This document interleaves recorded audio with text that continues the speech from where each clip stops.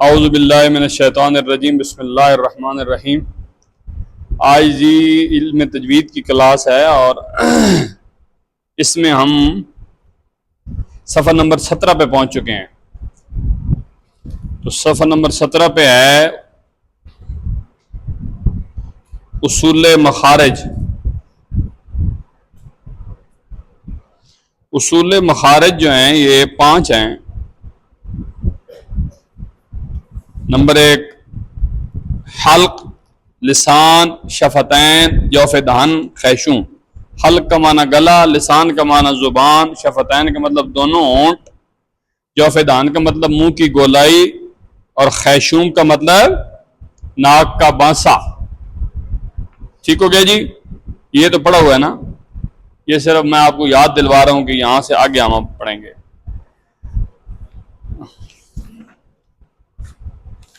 कहते हैं जी कि हल्क के 3 हिस्से हैं। ठीक है जी। गले के कितने हिस्से हैं? 3। एक जहां से गला शुरू हो रहा है, एक जहां गला खत्म हो रहा है और एक गले का दरमियान होता है। तो इससे 6 उरूफ अदा होते हैं। कितने उरूफ? आप यूं समझ लें कि ये आपका गला है। ठीक है जी, ये आपका गला है, तो ये इसकी इंतहा है और ये इब्तिदा है और ये वस्त है। ठीक है। एक गला है लेकिन निकलने वाले 6 उरूफ मुख्तलिफ जगह से निकल रहे हैं। तो पहला मखरज है इंतहाए हल्क। इंतहाए हल्क से निकलते हैं हमजा और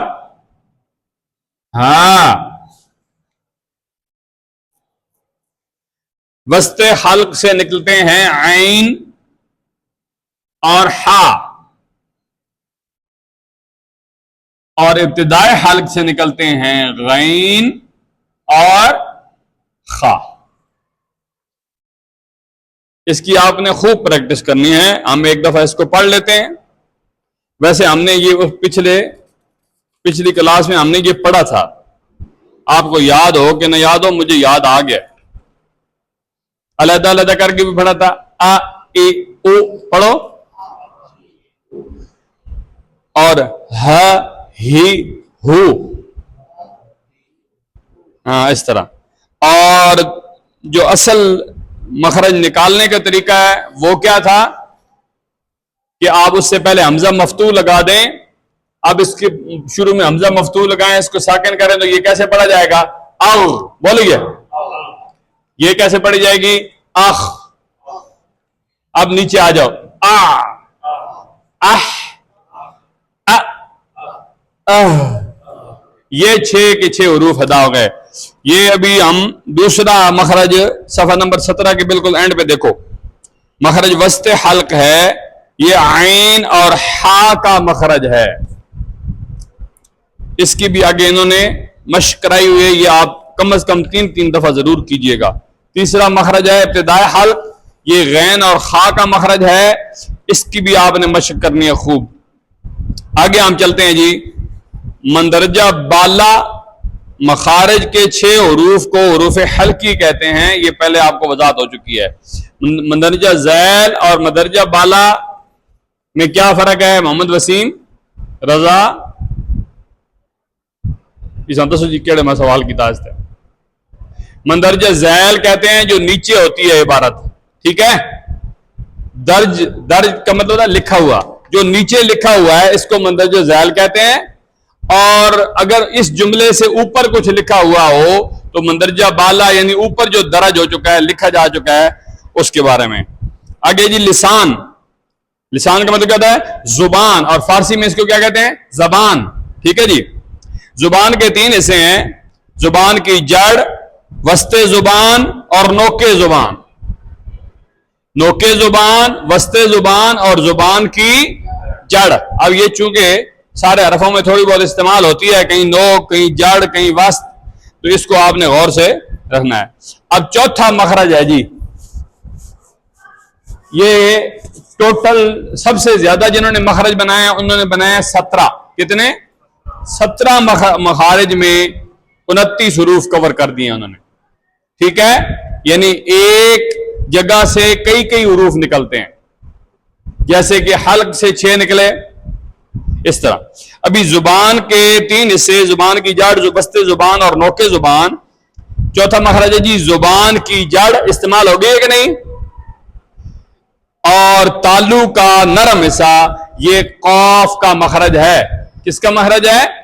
अभी इसे जरा पढ़िए उस तरह जिस तरह मैंने बताया मखरज निकालने का तरीका। हमजा पहले मफसूल लगाएं और काफ के ऊपर सुकून लगाएं। पढ़िए। आक, बोलिए। आक, इसमें कलकला भी होगा, तो ये काफ हुरूफे कलकला में भी शामिल है। हुरूफे कलकला कितने अब्दुल्ला? 5। कौन कौन से?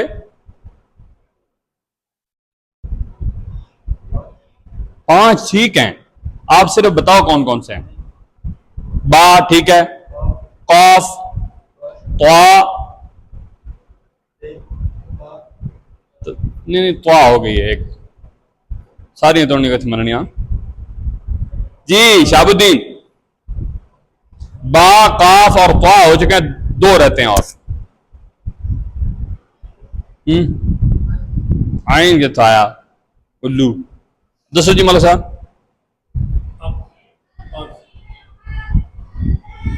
काफ नहीं, जोए नहीं, नहीं जेब नहीं। जीम एक रह गया सिर्फ बस। काफ, ता, बा, जीम एक रह गया। दाल, क्या इसका मजमुआ क्या था जी मोइनुल हक साहब? मजमुआ नहीं याद? हाँ, शाबाश। कोतोबो जद्दिन,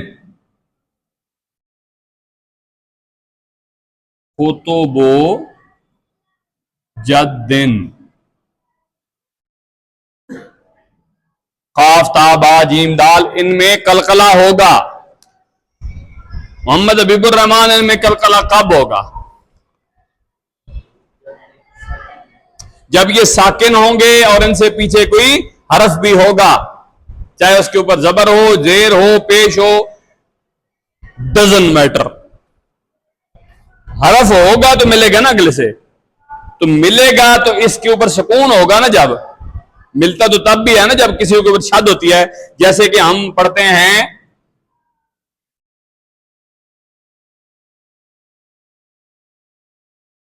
ता जबर बा, तब बा जबर बा, तब्बत यदा अबी लहबिन व तब। लेकिन यहां कलकला नहीं होगा, मिल तो रहा है ना, सुकून भी है बा के ऊपर। असल पोजीशन तो इसकी ये है ना,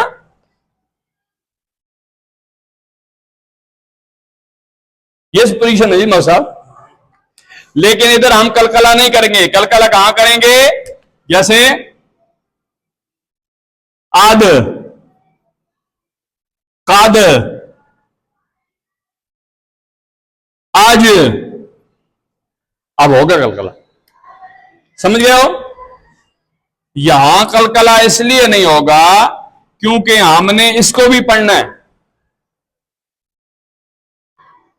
दोनों हरफों को पढ़ना है ना। अब ये हम कैसे पढ़ेंगे? ये पढ़िए जरा। तब्बत यदा अबी लहबिन व तब। अच्छा देखो, ये पहले सुकून है और ये हम सुकून ले आए वक्फ करने की वजह से, तो इसको तब तब तब बा सिर्फ पता चले एक और बा भी थे वे असि दो तो सुकून पे पढ़ने हैं। समझ गए बात? इसलिए इसमें कलकला नहीं हो सकता। अच्छा जी, उसके बाद काफ कहां से निकलता है? जुबान की जड़ और तालु का नरम हिस्सा, इससे 2 नुक्तों वाला काफ निकलता है। लेकिन जुबान की जड़ और तालु के सख्त हिस्से से एक और हरफ निकलता है जिसको काफ कहते हैं। काफ यानी काफ के मखरज से थोड़ा सा मुंह की तरफ हटकर जुबान की जड़ और तालु का, अगर आप इस तरह आएगा, अच्छा सवाल इस तरह आएगा, ये ज़हन में रखें। आइन हा, दाल, कौफ, काफ। इनके मखारिज लिखें। क्या लिखें? सवाल आएगा इस तरह हरूफ लिखे होंगे ना, 5 होंगे, 10 हों, 2 हों, जितने भी हों, इनके मखारिज लिखें। तो आपने क्या लिखना है? इसका हल्क, हल्क, इस तरह। समझ रहे बात? अब मिसाल अभी अभी हमने ये पढ़ा है ना, जुबान की जड़, तालू का नरम हिस्सा। सेम इधर ये आ जाएगा, सिर्फ तालू का सख्त हिस्सा आ जाएगा तो काफ का मखरज हो जाएगा। समझ गए हो? इस तरह लिखोगे तो आपके पूरे नंबर मिल जाएंगे, क्योंकि नंबरिंग का मसला है। नंबरों के लिए सारे लोग लगे हुए हैं, हमारे नंबर ज्यादा हैं, हमारे थोड़े हैं। अच्छा जनाब, इसके बाद अगला मखरज है छठा, वस्ते जुबान और वस्ते तालू, वस्ते जुबान और वस्ते जीम शीन या का मखरज है। इनको जरा हम पढ़ेंगे आज। बोलिए, अश और याए गैर मद्दा तो कब होती है? जब या से पहले वाले हरफ के ऊपर क्या हो? जबर हो, ए। वैसे अगर या से पहले वाले हरफ के नीचे जेर हो तो फिर क्या होता है? ई। या मद्दा लंबी करके बढ़ जाती है ना। तो ये तीनों हरूफ कहां से निकलते हैं? अब अगर इनमें से कोई हरफ लिखा हो तो आपने क्या लिखना है? वस्ते जुबान और वस्ते तालू। इंशाल्लाह फिर किसी दिन उधर आपको दिखाएंगे ये सारा, कंप्यूटर पे क्लास पे भी चढ़ा देंगे, आप गौर से उनको देख लीजिएगा। उसके बाद है जनाब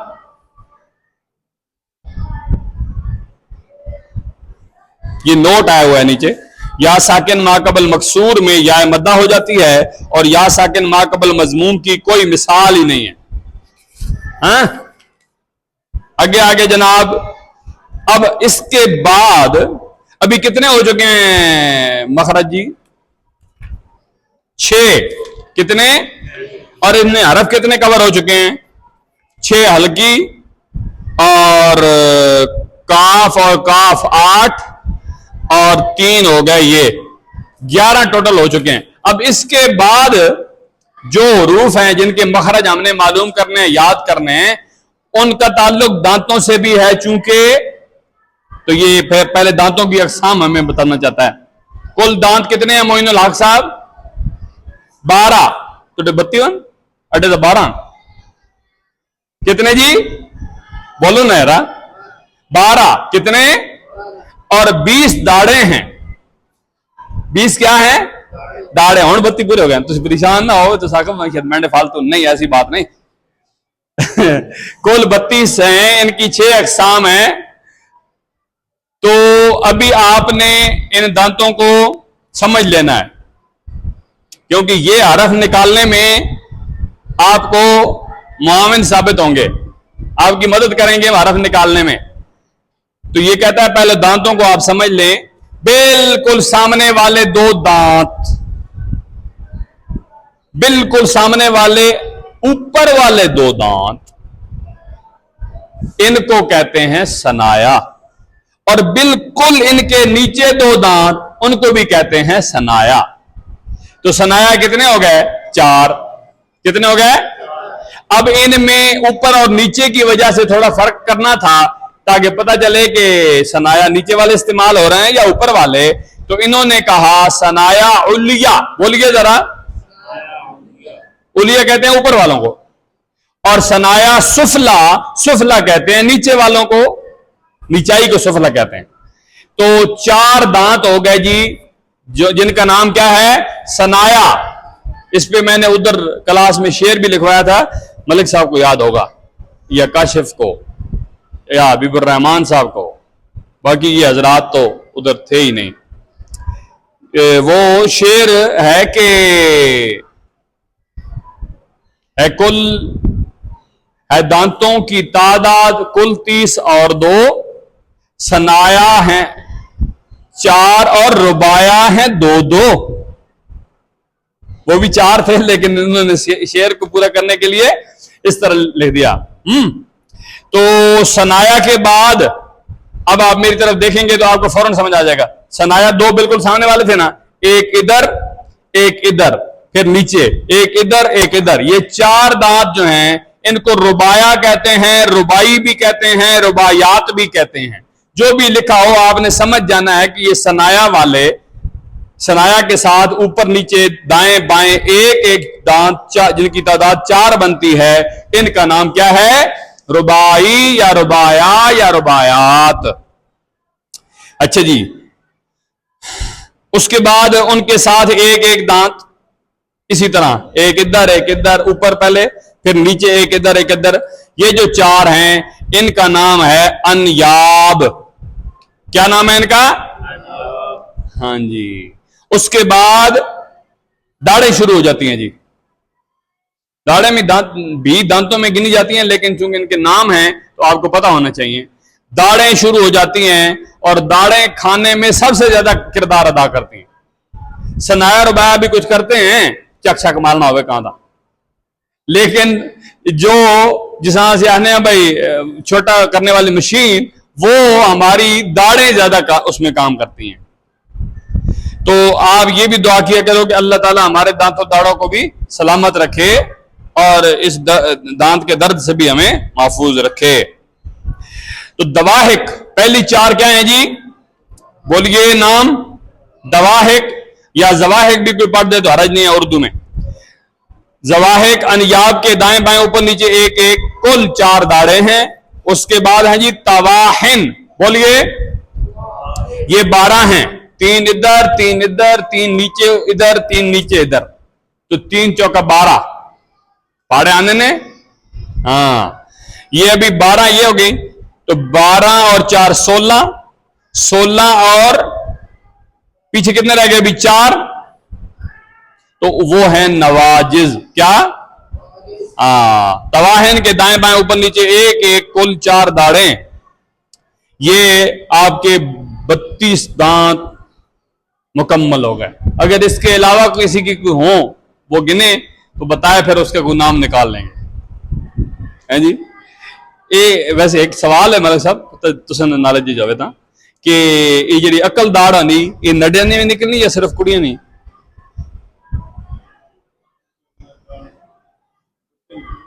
बच्चे नहीं होनी, सिर्फ बच्चियां नहीं? अच्छा, सारे ना।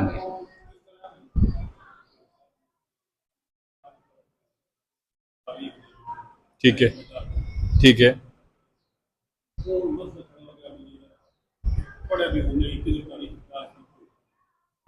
आकला बलगा है कि नहीं?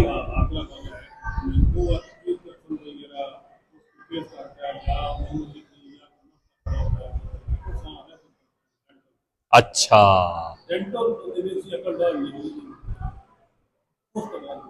अकल वाला का शुमार कर दिया। अच्छा,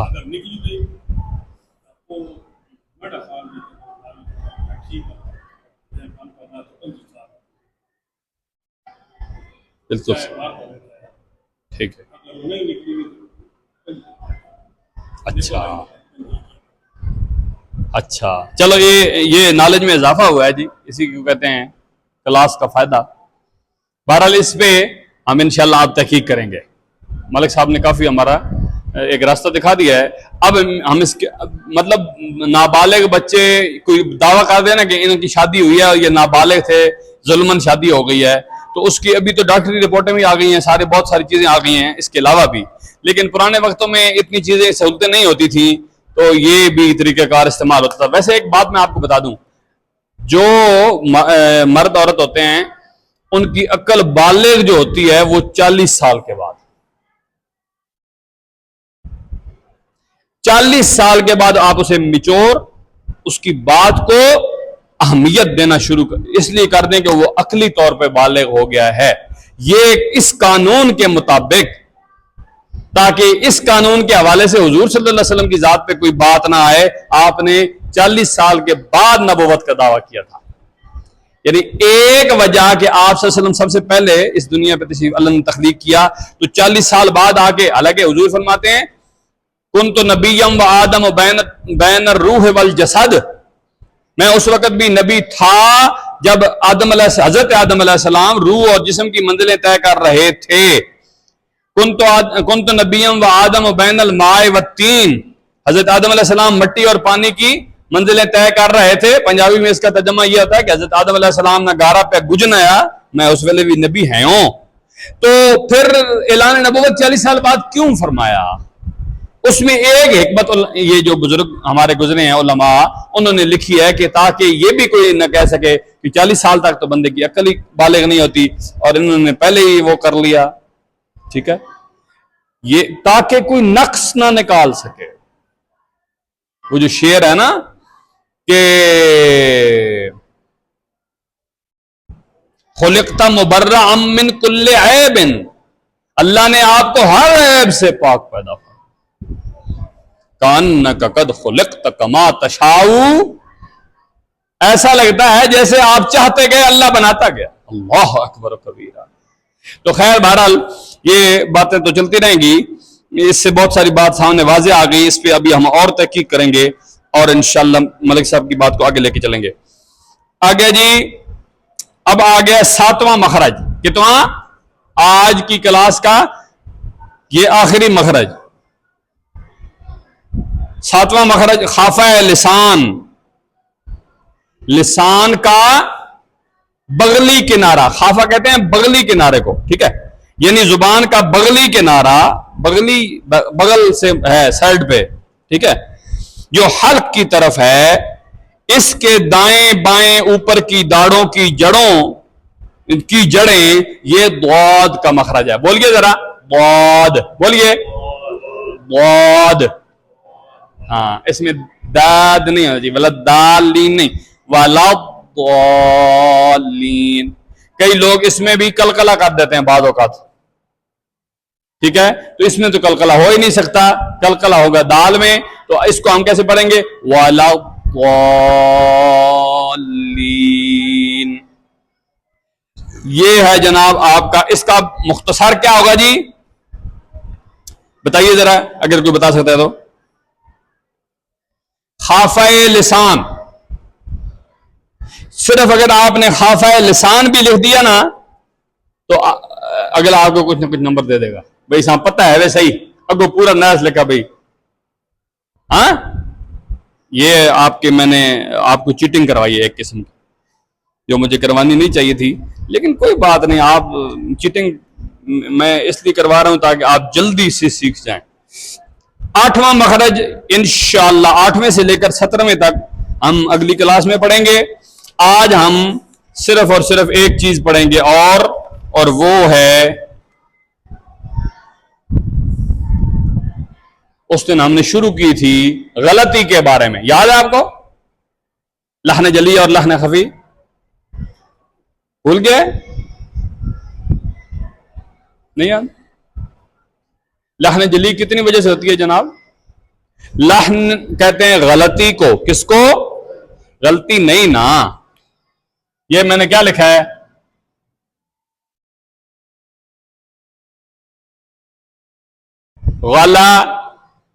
गलती।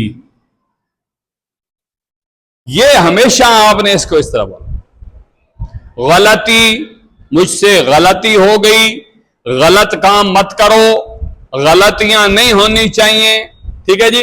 गलतियों का पुतला है इंसान, क्योंकि आप जब बोलते हो तो आपकी जुबान के पीछे आप छुपे होते हो। जैसे ही आप सोचेंगे जुबान के पीछे हम कैसे छुपे होते हैं, जैसे ही आप बोलते हो तो एकदम आप सामने आ जाते हो कि हजरत साहब कितने पानी में है। तो गलती, कुरान मजीद को पढ़ते वक्त 2 किस्म की गलतियां हो सकती हैं, उनमें एक है लहने, ये जबरे जर मैं आपके लिए डाल रहा हूं, अच्छा,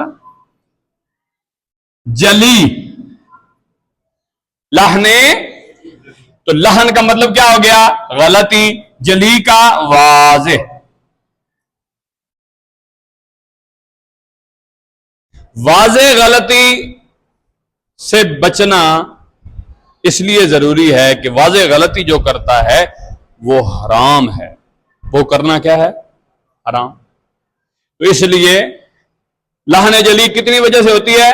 आपसे सवाल था मेरा, कोई याद है आपको? 3 वजह से? नहीं, एक बताओ जी, एक बता दो। 4। इसने बड़ी शफकत किया है, दिल नहीं था इसका बढ़ाने। कितनी वजह से होती है? 4 वजह से। ये मैं पहले कुछ, आप लोग तो पढ़ चुके हो, कुछ रहते हैं जो वो जरा तवज्जो से पढ़ें फिर। तो लहने जली 4 वजह से होती है। नंबर 1, ये पहली मलक साहब क्या लिखा? हरफ को हरफ से बदलना।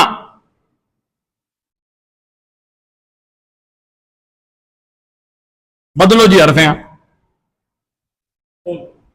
अलहम्दो को अलहम्दो पढ़ दिया, कुल को कुल पढ़ दिया। हाँ, तो ये जब आपको मखरज आते होंगे ना, ये वाले कहां से निकालने हैं, तो फिर आप ये गलती इंशाअल्लाह नहीं करोगे। ये बताना चाह रहा था कि मखरज पढ़ने का, सीखने का मतलब क्या है। तो ये इस गलती से आप बच जाओगे जो हरफ को हरफ से बदल देती है। आगे जनाब दूसरी बताओ जी, हरकत को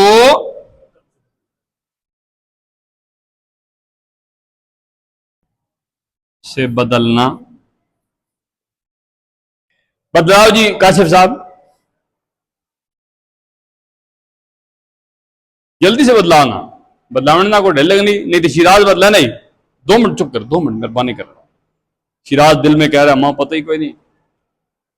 हाँ हाँ जी अंजम साहब, हरकत किस तरह हरकत से बदलती है बेटा? मोइनुल हक साहब, नहीं वो हरफ है, वो हरफ है जी। हाँ जी अब्दुल्ला शाह, आंख लगी और 11 बजे खुली अब्दुल्ला शाह की कल, इसलिए क्लास में बेचारा नहीं आ सका। जबर को जेर के साथ बदलना, जेर को पेश के साथ बदलना। कोई लफ्ज भी बोलो ना, अनअमता था सूरह फातिह शरीफ में, तो आपने अनअमतो पढ़ दिया। हाँ, तो ये क्या हो गई? लहने बोलो जली। 2 हो गई। तीसरी बताओ काशिफ, लहने जली की। शाबाश, हरकत को सुकून से बदलना। मिसाल भी दो जल्दी से।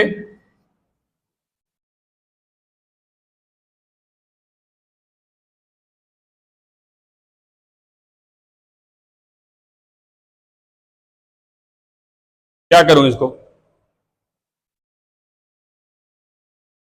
क्या लिखा है मैंने? फर्क बताओ।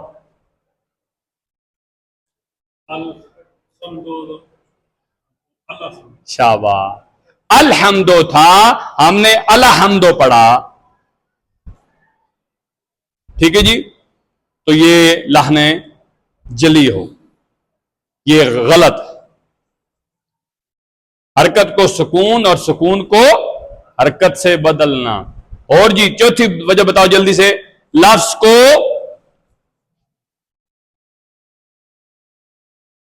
लफ्ज को बोलो ना, घटा बढ़ा के पढ़ना।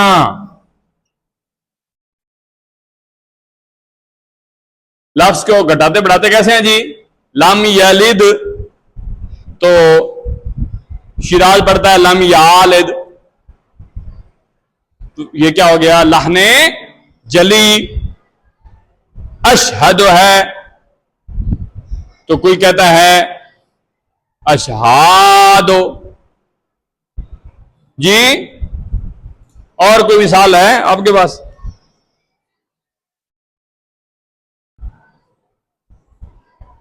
घटाने वाला भी बताओ ना कोई।